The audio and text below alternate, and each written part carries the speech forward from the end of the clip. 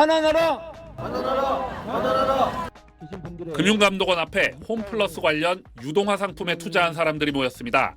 향후 법원 결정에 따라 투자금을 다 못 건질 수도 있어 거리로 나선 겁니다. 그래서 이 돈을 반드시 돌려줘야 된다라는 것이 우리 피해자들의 입장이고요. 홈플러스가 신용카드로 물품을 구입하면 카드 회사가 채권을 갖게 되는데 이들은 이 채권을 기초자산으로 발행한 단기 채권에 투자했습니다. A3에 그쳤던 홈플러스의 신용등급 때문에 연 6%대 수준의 고이율을 보장했고 최소 투자 금액이 1억 원에 달하기도 했습니다. 수억 원씩 투자한 이들은 위험한 줄 몰랐다. 증권사가 안전화됐다고 주장했습니다. 증권사 직원이 보내온 문자 메시지는 이렇게 쓰여 있었습니다. 채권의 경우 상황이 더 좋습니다. 홈플러스가 3개월 안에 망하겠냐. 홈플러스는 안전하다 이런 얘기 듣고 한 거죠. 약 3,500억 원 규모의 이런 유동화 증권은 금융채권으로 분류돼 회생 절차에서 상거래 채권보다 변제 순위가 밀립니다.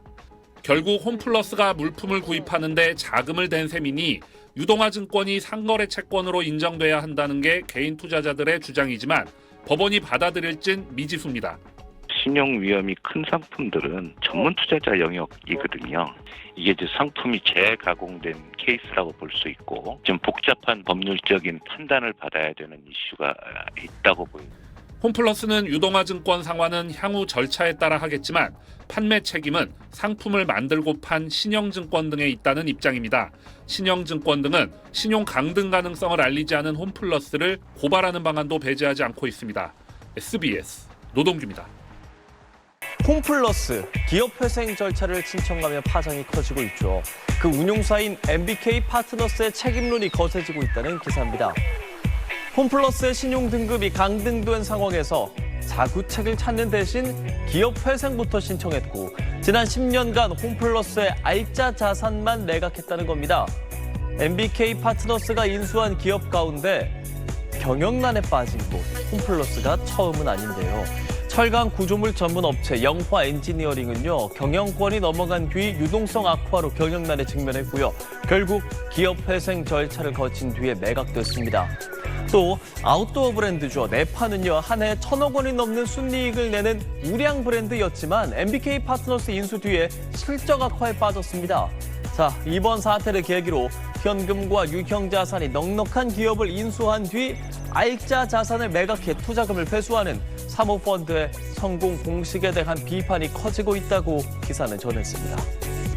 자, 계속해서 국내 경제 상황도 짚어보겠습니다. 국내 대형마트 2위인 홈플러스가 기업 회생 절차에 들어가면서 파장이 확산되고 있는데요. 입점업체들 그리고 협력업체들의 피해가 우려되는 상황입니다. 관련 리포트 잠깐 보고 가겠습니다. 홈플러스는 최근 신용등급 하향 조정에 따른 자금 부담을 줄이기 위해 예방적 차원에서 회생 절차를 신청하게 됐다고 밝혔습니다. 지난 2015년 사모펀드인 MBK 파트너스가 약 5조 원을 대출받아 7조 2천억 원에 인수했는데 무리한 고가 인수 논란이 끊이지 않았습니다. 그동안 부동산을 매각해 차입금을 갚고 영업이익을 이자 상환에 투입해왔는데 한계에 달한 겁니다. 부동산 매각에 염두를 두고 인수를 한 것으로 파악하고 있습니다. 안산점, 부산의 가야점 같이 장사가 잘 되는 매장들을 매각하면서 더욱더 열악하게 된 것이 홈플러스는 4조 7천억 원가량의 부동산 자산이 있어 금융채권을 갚는 데는 문제가 없을 것이라고 설명했습니다. 일각에선 대금 지급 지연 등의 가시적인 문제가 불거지지도 않은 상황에서 MBK가 자구 노력 없이 법원 회생 신청이라는 손쉬운 길을 택했다는 비판도 나왔습니다. 네, 대주주인 MBK 파트너스가 자구 노력을 하지 않고 손쉽게 그냥 선제적으로 기업 회생 절차를 신청했다고 합니다만 여러 가지 피해가 우려되는 상황이죠. 네, 맞습니다. 이거 먼저 선제적 기업 회생 절차는 기업 회생 절차랑 비슷하면서 약간 다릅니다. 뭐냐면 기업 회생 절차는 당장 빚이 돌아오는데 내가 갚을 수가 없어라고 하는 과정이고 네. 선제적인 거는 내가 신용 등급이 강등당해서 우리 회사가 신용 등급이 강등당해서 앞으로 빚을 못 갚을 것 같아라고 미리 기업 회생 절차에 들어가 버리는 거거든요.